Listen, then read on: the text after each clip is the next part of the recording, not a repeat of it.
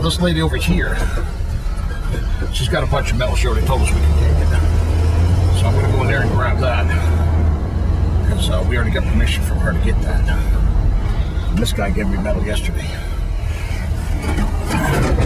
That has wood in it, but on the outside of it is aluminum. One thing you have to know about scrapping is a lot of people have been getting in trouble for stealing things. If you're going to do this for any long term, you want to make sure that you're an honest scrapper.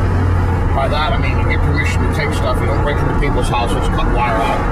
You don't go in there and cut out all copper or wire or anything, or steal appliances or anything like that. You want to make sure that you do it right. I mean, I know that the economy is tough right now, but that's still no excuse to be a thief.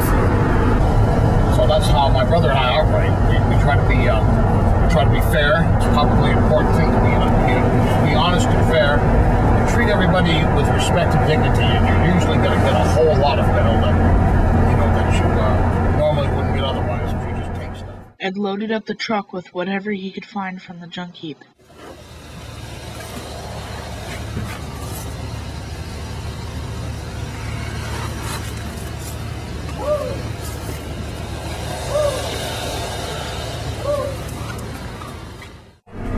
Now, my brother and I scrap on our days off.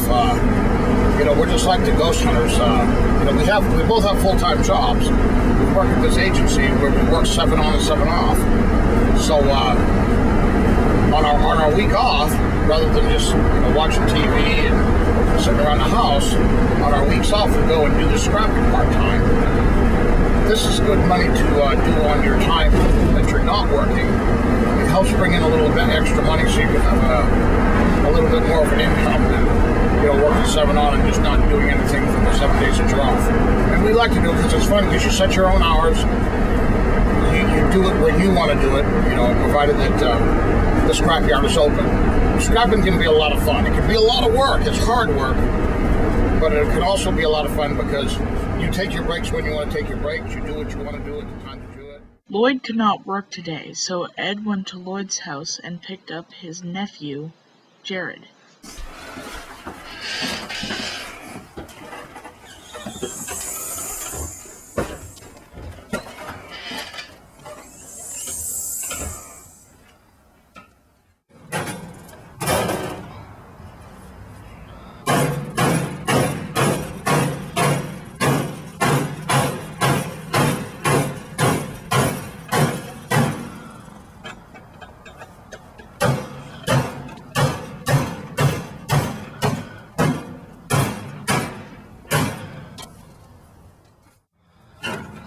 Okay, see, this right here has aluminum and copper in it.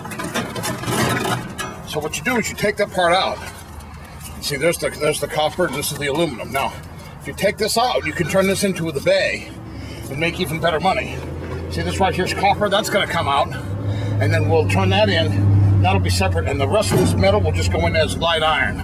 Now, down here, whenever you're getting ready to turn in motors and other things like that, you should always snip the wires out, because what that does is it gets you a better profit. See, if you just turn it in like this, they have to process it. So you snip the wires out of it, and it'll bring you better money. After processing the metal, they loaded it into the back of the truck. Up higher. Yeah, good man. Got it. Something up here.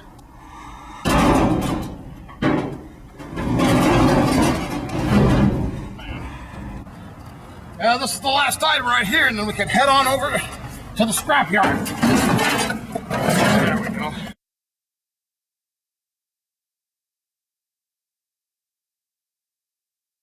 I transfer all this stuff in a 1970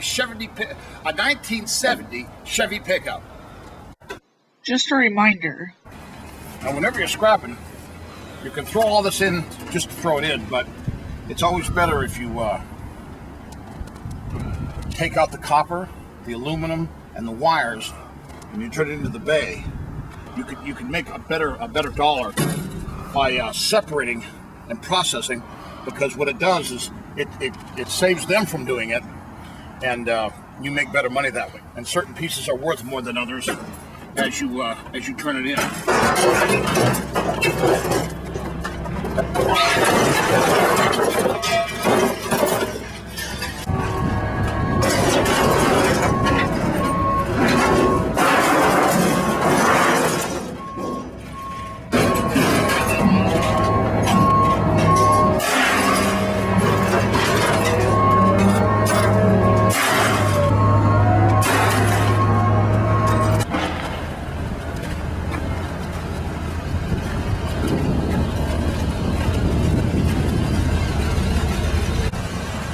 Edward Miller. I made 116.67.